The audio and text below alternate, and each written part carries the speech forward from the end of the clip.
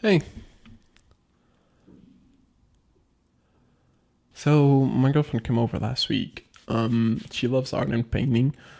I like it as well, but she likes it more than I do. We've been planning to go to the movies for a long time, and finally I decided to take her to At Eternity's Gate. I didn't think much of it. I really wanted to see Willem Dafoe since his last year's performance on the Forward Project was beautiful. But that was about it. Um, it was about Vincent Van Gogh, Sheila loves him, and I just thought it was a good idea. If you haven't seen the movie, scroll down, leave a like, then get off this video, go and take a bath, find the nearest theater around you that is playing the movie. If there aren't any, go and buy the Blu-ray, watch it, and then come back to the video, please. This might be spoiled. Yeah. See ya. So, art. We all know Vincent, right? We studied him, his techniques. A lot of you already know his story, I suppose. Some of you might have watched Loving Vincent or any other documentary about him that are plenty out there.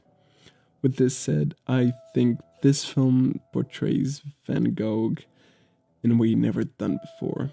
There have been multiple attempts at unraveling his mind, but this one, it's definitely the best. And it's definitely one of my favorite films of the year. The film doesn't really try to show us Van Gogh as a master, which he wasn't at his time. Everyone disliked him, actually. Instead, it shows us the real him, the troubled mind that offered us all of his troubled paintings. It's a reflection on what inspired him, and what led him to make all of his works that we love and praise. I feel lost if I don't have something to look at. I need something to see. There's so much to see. Every time I look, I see something I've never seen before. You keep saying, look inside. I get it, I do. You keep repeating yourself. What do you think I'm doing? I don't invent the picture. I don't need to invent the picture. I find it already in nature. I just have to free it. The film does this in a very special way. First of all, I ought to thank Willem Dafoe for the brilliant performance. He surely needs to win the Oscar this year, but, well, that's not the topic. What I enjoyed more about the film was the cinematography. I know what you're thinking, the cinematography? What? Well, most people hated it, but let me explain. As an up-and-coming cinematographer myself, sometimes I find it real hard to make my images special. I like to think they are in some kind of way, but it's hard. And Benoit Delhomme did so in a wonderful and super meaningful way. So if you jump on Letterboxd, by the way, follow me there. I'll leave the link in the description. And search for At Eternity's Gate. You'll find a lot of positive thoughts, but one thing that most people criticize about the film is its imagery. I get it, it's hard to get into. It's very messy and spontaneous. It's not what we're used to. A couple of friends of mine who really appreciated the film really hated the cinematography. Well, let me tell you why I love it.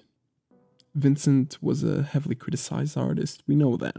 He was really criticized for his messy brush use and for making his paintings so sporadically, just painting what he sees whenever he wants to.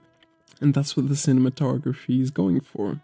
It's a film about Vincent Van Gogh and about his art. The cinematography resembles a painting, a very beautiful, messy, dark painting about Vincent's beautiful, dark, twisted life. And it does it so well. And I really need to thank them for it. I left the theater with tears in my eyes from how much I felt that was the real Vincent.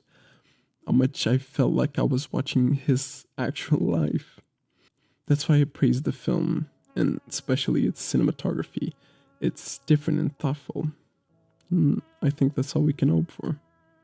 Okay, there's another biopic that's been really talked about, and way more than Eternities. Another probably all of you have seen this film. What do you think of it? Fun, right? Really good? Okay. Masterpiece? Are you actually So, these are two great examples of biopics. They both portray artists who had a gigantic impact on the world. Both of them came out in 2018. One of them is fantastic, and one of them is Bohemian Rhapsody. You know Queen, the greatest band to ever live. Next to Brockhampton. They were super experimental, right? Yes! What about this film? Yes! No! No! It was all by the books. I get that to make a good Queen film, it would have to run for 5 hours at least. There's so much to tell, but unlike Queen, this film didn't take any chances. It did everything to make the film as easy to understand as possible. The cinematography is bland, writing is superficial, and editing is downright awful.